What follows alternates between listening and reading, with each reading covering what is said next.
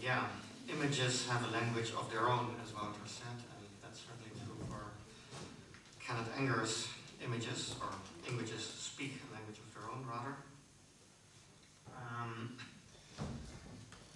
Marco, you were saying, maybe just to get back to that briefly, that in Anger's work, there is a reversal of iconoclasm, or a reverse iconoclasm. Could you expand on that a little? Well, first of all, I wanted to say that we had a very nice surprise, because this, as I think you have understood, was not Janacek, but rather the Electric Light Orchestra. So this is something that was quite unexpected, but I am very happy because I think watching the film in the two versions is a completely different experience. And you have the impression that the images are different, or in fact probably there is some difference in the cut, but not so much.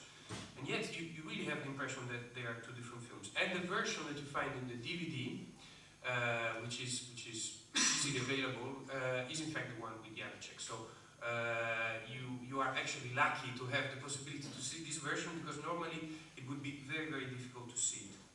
Now, to get to Sven's question, yes, in fact, I was thinking about Anger's specific kind of visual language, and this refers not so much to this film in particular, but in general about his work.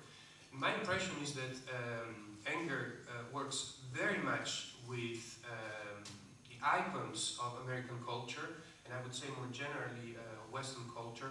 So you have, for instance, in his very first film, The Seaman, was a very, very present, important image at the end of the Second World War when he makes this film. Or, for instance, The Biker, or you have the Hollywood star, or even Jesus himself. And I think that he overloads the images and he superimposes them with other images. And the effect is, rather than idolizing the image or giving importance to the image, is the reverse. It's actually a sort of inversion. And I think, in my view, it's a kind of iconoclasm. It's not an iconoclasm which destroys the image directly, but rather smashes it into pieces by overblowing it. And it's something that is very typical of Anger, and I think it fits very well the kind of discussion we have had this time, but also in the previous lectures, so the connection with the iconoclasm. So I was trying to see in which way this element of iconoclasm could be present also in Anger's work. I think this is an interesting question, also more in general in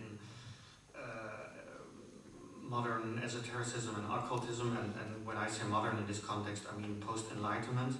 And I thought Wouter's construction was really interesting and makes sense, that there's this strong criticism in the Reformation of mainly, Italian but also German forms of esotericism, Hermeticism, Neoplatonism in a Catholic Christian context. Christianity has to be purified, so we have that movement of purification, and then in the 18th century we have the Enlightenment, and these create these movements, these two successive waves create a situation in which the esoteric and the occult is suspect and is in a, you could say, in a subaltern position. And then throughout the 19th and 20th centuries, we have movements that actually say, or that depart start from the notion that actually Christianity is in a crisis, Christianity is moribund, and actually they try to create a movement that would, in a way, fill in this gap. But in a way, that those kind of attempts are doomed to fail because of this a priori critique of the Reformation and of the Enlightenment. So let's say the modern theosophical movement in the late 20th century, actually those kind of movements, they appropriated a lot of elements from modern science. There's the early 19th century interest in electricity, later there's the ether, there's all kinds of new waves and particles that are discovered.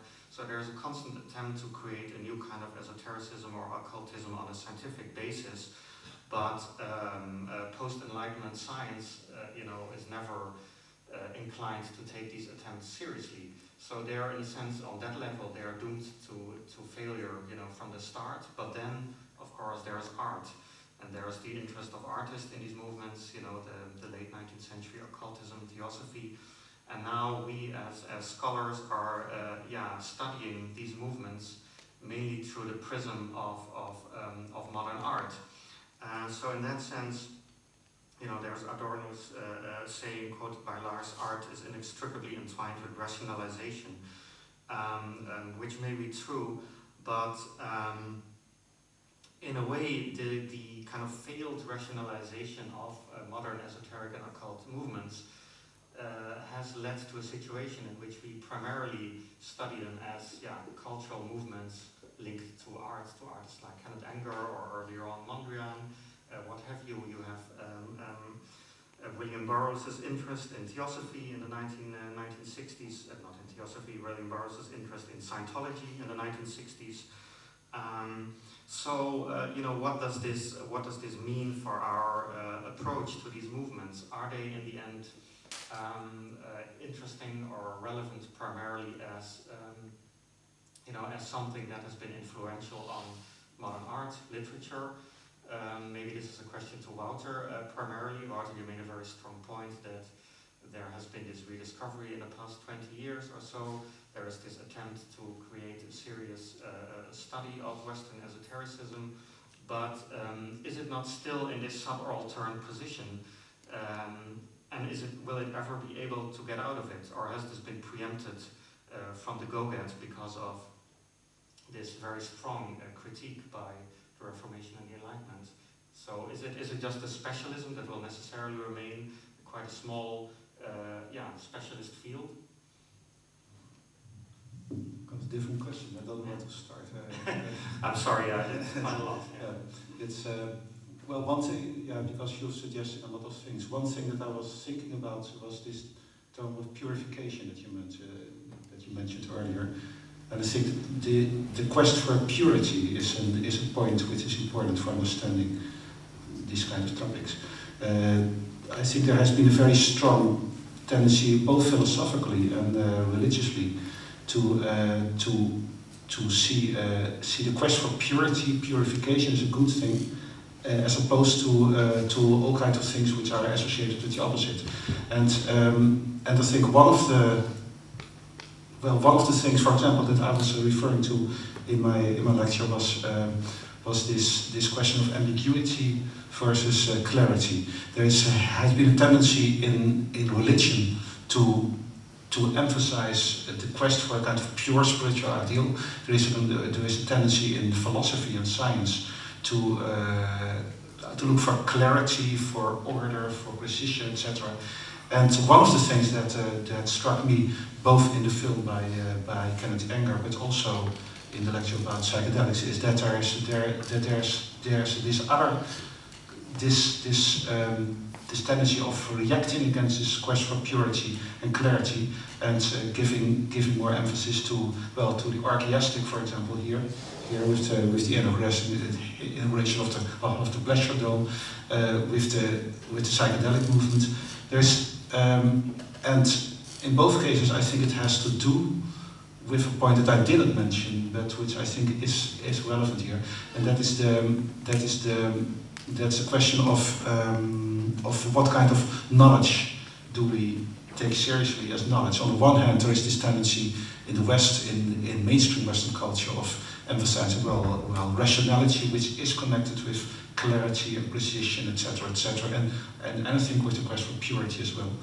And on the other hand, there is this emphasis in Western esoteric currents on what's usually referred to as gnosis, so a kind of experiential access to knowledge. And I think this quest for gnosis, that's, I think, something that you find in all the things that we've been looking at. What you see in the psychedelic movement that you were talking about, there is this sense that it's possible to gain knowledge, which is of an entirely different kind from the rational and scientific models of knowledge, by the psychedelic experience, by the kind of experiential overload maybe of the senses. and the blurring of boundaries and the kind of, well, all the kind of flow kind of phenomena that you're talking about. You're gaining access to a different kind of knowledge, which is juxtaposed against the kind of clear, rational, circumscribed knowledge that we have come to value as more important. And I tended to see something similar also in the inauguration of the Pleasure Dome. There's this orgiastic quality that you, by means of all these ambiguous and complex figures, these gods, these well, the whole combination of music and sound, etc., that it sets up a kind of a counter-ideal against this kind of neat, maybe Apollonian, maybe Apollonian ideal. Well, those are some associations that come up in my mind. But then maybe it's I mean, I would suggest perhaps, and I don't know, you feel free to disagree, but that in the end, what Crowley created, it wasn't a new religion, it wasn't a new cult. What he created in the end was indirectly Anger's film, and there's this different kind of knowledge, the pursuit of a different kind of knowledge, of gnosis, but that art has become the medium for it, and it doesn't really take, sometimes maybe it takes organized forms, there can be certain groups, there can be certain cults, but perhaps it is effective most of all in this kind of reflection in artistic practices, not necessarily only in a very institutionalized way, also in counterculture, etc. Can I say something about this? I think that, in fact, the connection is problematic and complex at the same time. Because I have the impression that in Crowley you have some behaviors and also some attitudes which can be understood in a certain context, in a certain way. If they had been in another context, they would have been interpreted, for instance, as artistic, as performances. In fact, Crowley was doing things that other people were doing 50 or 60 years later, but which would have been interpreted as artistic work. For instance, one of the things, this is not very well known, but one of the things that Crowley does at one point is putting a frog on a cross, baptizing it Jesus Christ. Now this, I suppose, rings a bell. Kippenberger. I don't know whether Kippenberger knows about this thing by Crowley, but it so happens that if Kippenberger does it, then it's a work of art. Crowley did it before him, only it was a different context. This, of course, opens up a very problematic discussion about the boundaries of art and what makes a work of art today, which is something perhaps it's a kind of worms we don't want to open now. But I think that the important thing to understand about the relationship between occultism on the one hand and modern and contemporary art on the other hand is that they are very, very naturally associated. The relationship is made of ups and downs, so it is more or less fashionable depending on the periods. So it is fashionable in the 60s when Anger is working and actually anticipating, because the film was actually done in 54. It is fashionable today again. But in fact, the association is natural. Why? Because there is something about modern and contemporary art which is really based on cultural criticism. And it's the same thing you find in occultism. You find a very critical attitude towards middle-class values, for instance, about traditional religion. So it's something that's starting with the avant-garde you also find in art. So it was only natural that at one point the two things would meet. That's just so, because they had a discourse which is a common discourse, in fact, and it can be more or less successful, more or less fashionable. I think the recent wave of occult art is to be understood in a post-9/11 context, in fact, where perhaps social and political art is a bit less interesting or is seen as less, and you have this new wave of spiritual and occult art. Lars, is there anything to which you would like to respond? Yeah, no, it's really interesting, the discussion about art. I think, in general, I'm working with trying to recuperate psychedelic art in relation to art history, and in a sense, the history of psychedelic art does not exist in art history. It's an esoteric art history. It's because it was, for several reasons, considered impure. You know, there was the connection with drugs, there was the connection with music, so it was a part of the music scene or the art scene. But it was also considered impure for the reason that a lot of it was anti-art or non-art. You know, it was relatively few agents on the scene insisted on the art concept, on obliging their activities on a concept of art. And instead it was about being part of the movement and being part of this bigger sort of Aufhebung of aesthetics, science, behavior, being part of a libertarian sensorial community, etc., etc. So, and those who were, you know, the ideology of the time was also one where you said, but if you were an artist, if you insisted on you being an author, an authorial subject, sorry, that was an ego trip. You know, you have to be part of the movement. So, so in that sense, you have to.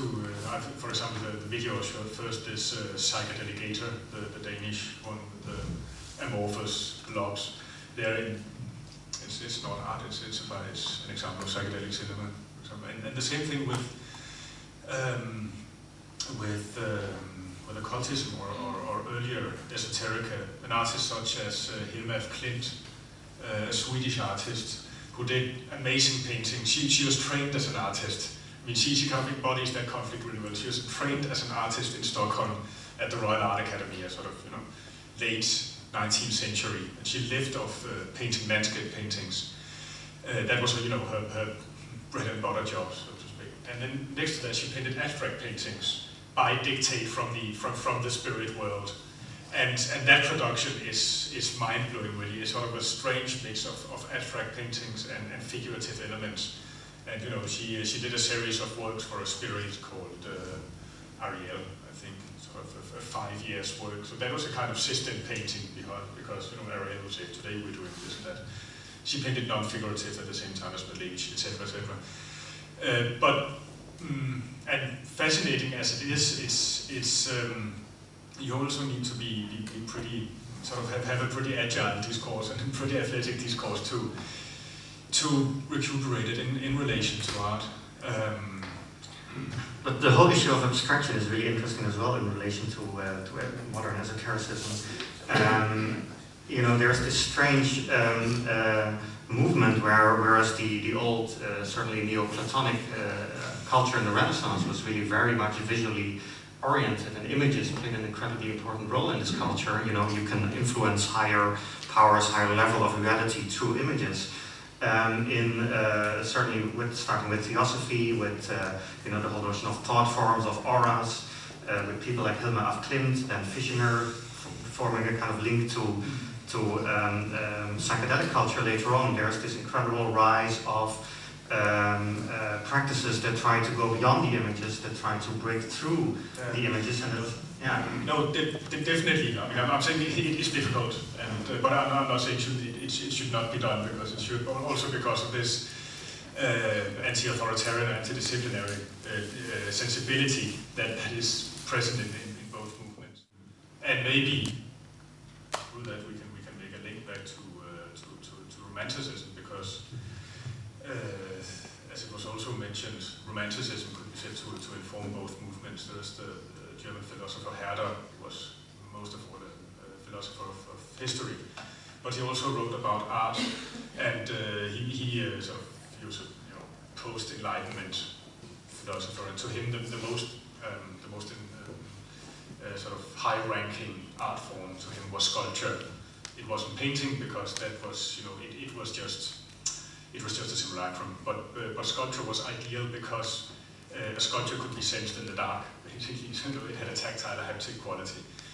And even above sculpture was music, because music makes your soul swing along, as it says. It makes man schwingt mit, he says. So there you have the sort of vibratory genealogy again. A vibratory rather than a visual paradigm, as it were. Yeah. I mean, to me it's really interesting that there is this strange whereas Christianity, certainly Protestant Christianity, really criticized this role of the image in esotericism. There is this actually at least partial turning away from the image in later forms of esotericism, an abstract turn, as it were. Maybe that's a strange, uncanny, spectral return of monotheism after all within this tradition. But I think it's high time to we've already taxed people's patience more than enough. Are there any questions from the audience? Can I add just a very, very small thing before? And it's important to understand the difference between someone like Kenneth Anger and his generation and Koester and his generation, is that Anger presents himself as a magician, as an occultist. He does magic and he says so. This is not the case with Koester. Koester is playing with these things. Exactly what he's doing with that, that's an open question. But it's a different attitude, and I think it's an attitude that Koester shares also with the generation, the same generation of artists working with these things today. Can you hear me? Shall I switch on something? I will try to keep it short. To Marco, okay, you say there is some sort of a self-iconoclasm of the image which is achieved through oversaturation, so more images. But then, what would be the purpose of it, or its intended effect? Because in the monotheistic iconoclasm, you have the striking of what is considered to be idol, like its demolition. So that's one thing. And the other, I really like this in your presentation, this couple between monotheism and idolatry, poietism. So that's a very interesting and important moment there, because idolatry as a name is a monotheist articulation or definition. There is no idolatry without monotheism, so we have like a mutually constitutive couple. But the idol is something which is one of its main definitions, that is fabricated, it is made. But in monotheism, so either remark or take it as a question, you have always this figure of the image that is not created by a human hand. So in monotheism, there are images. There, in Christian tradition, the hero-poetic image, all this kind of legend of Veronica's veil, of the Shroud of Torino. In Islam, in Buddhism, you have this the fallen Buddhas, and etc. So in monotheism, there is an articulation of a completely valid image of the divine. And I'll keep it with that.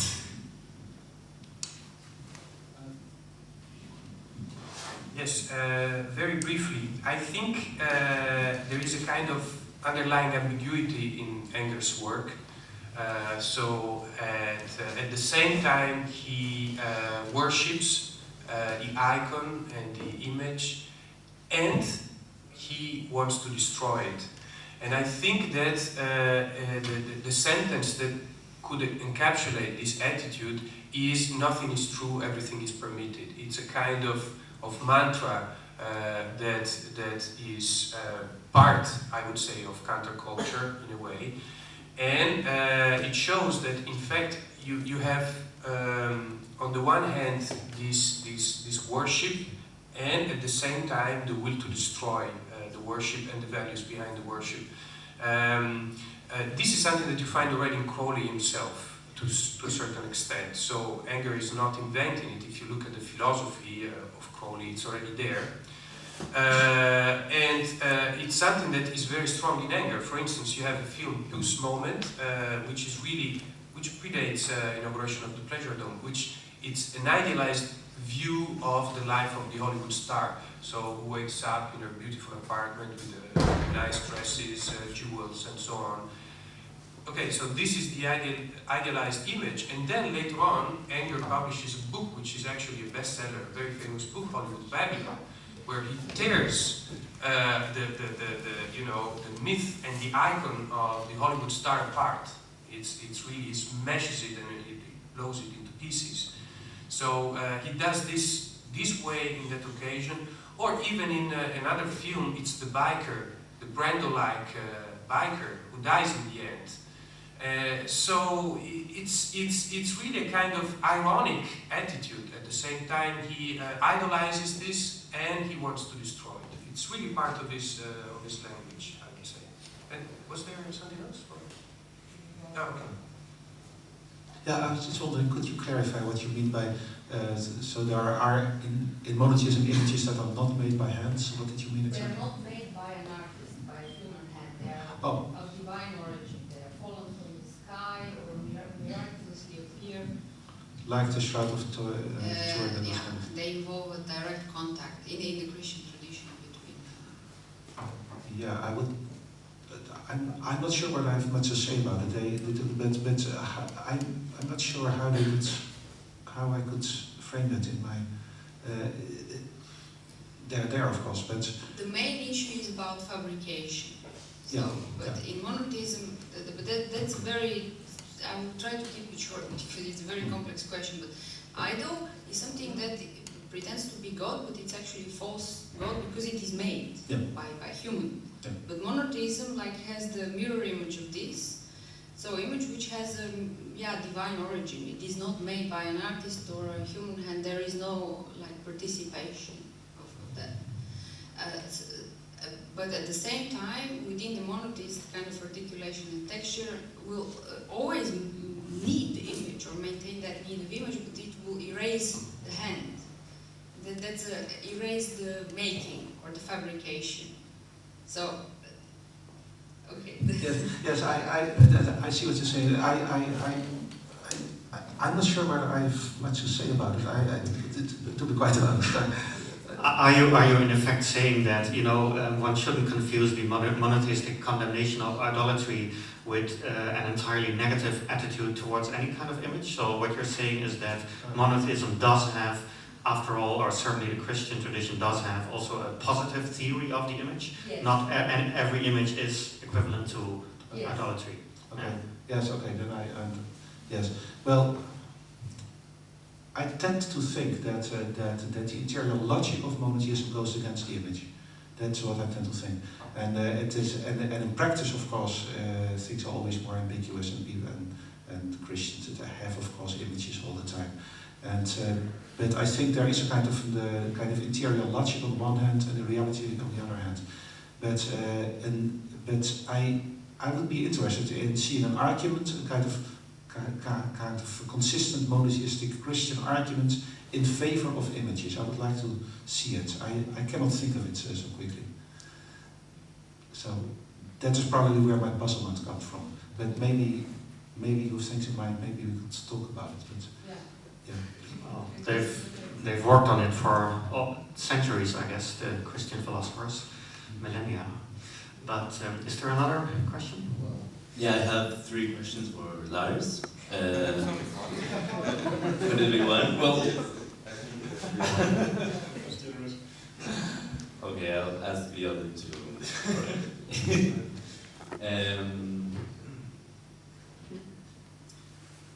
You've suggested in some of the cases that you've shown here that most of the psychedelic practices come in a moment where those creators encounter something different, or either they're related to Buddhism, or they could be under the influence of a certain drug. But especially I'm interested in when they encounter another culture or another model of belief. How would you counter-argument, obviously here, the post-colonial criticism, where this construct of the other is, let's say, produces a power relation, right? And let's say when you were suggesting that, I was, especially with the Buddhist, it reminded me of how Spivak introduces the subject of the subaltern, when she starts her text with that interview that Foucault and Deleuze has with this Buddhist priest, I don't know how you call it. And there's a moment in the interview when they just stop and say, well, we can't really understand him because he has sort of his own world. So there has to be a process of cultural translation in able to construct this enlightened, rational meaning. But the problem is that who has the power to say that he must be translated or he comes from, let's say, another world? That was only one. Yeah. Maybe one is enough for now. Yeah, I think so. Yeah, that's a very good question. And obviously the European and American hippies did their fair share of consuming other cultures. You know, when the big dream was to go to India, right, and experience India, because there you had there you had a society outside of the corrupt politics of. But clearly that was a myth, and it was not a question of meeting India really for the social reality that it was. It was a way of consuming an idea of India. So that's definitely true. So again, the idea of alterity, or as you say, of this something else, the otherness in psychedelic counterculture, it functioned in many ways, and some were completely mainstream and commodified, while others were more had a bigger degree of political sensibility. When we're still talking about the West here, we're talking about North America, for example, it was not only sort of a perpetuation of a frontier myth where you would, push the frontier, and that idea, which has been applied to psychedelic art, that psychedelic art is a continuation of the frontier myth. That is a difficult one, of course, because it's a purely American myth, and it's a colonial myth, where the colonizer, the pioneer, represents an enlightenment. He represents democracy, and he is going to wipe out the subalterns, right, the Indians. So that is not the correct model to understand psychedelia. But I think that for a great part of the counterculture in Europe and in North America, to take those places, there was also a big degree of sensibility towards the subaltern.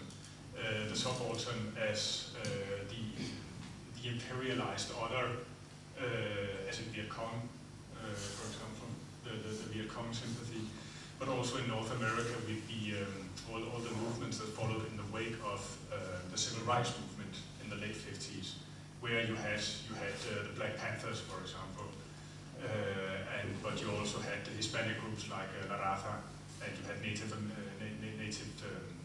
American groups, which would have a sort of a following in the hippie community, in the countercultural community. Then if we look elsewhere to look for figures of how to employ alterity, then Brazilian tropicalism would be an interesting one, which was the Brazilian counterculture of the 60s, which was shaped much along the lines of the counterculture elsewhere, music, cinema, art, but this was then Tropicalia was formulated on the basis of the Brazilian surrealists on the myth of anthropophagia, of cultural cannibalism, namely that the colonized subjects acknowledges that yes, I'm a barbarian and I'm going to eat the colonizer, in order to not to get rid of him, but to mix with him, to hybridize myself with him, and that's a really interesting figure, because a really interesting sort of strange kind of involved dialectics found in a kind of megalomania. It's when the subaltern says, of course I can take on the colonizer, be it a colonizer or the military dictatorship, as was the case in Brazil at that point. Yeah, I'm afraid there's not much time left for other questions, but you're all invited downstairs to a finger food dinner, and we can continue the discussions in a more informal setting. So thank you, everyone. Thank you all.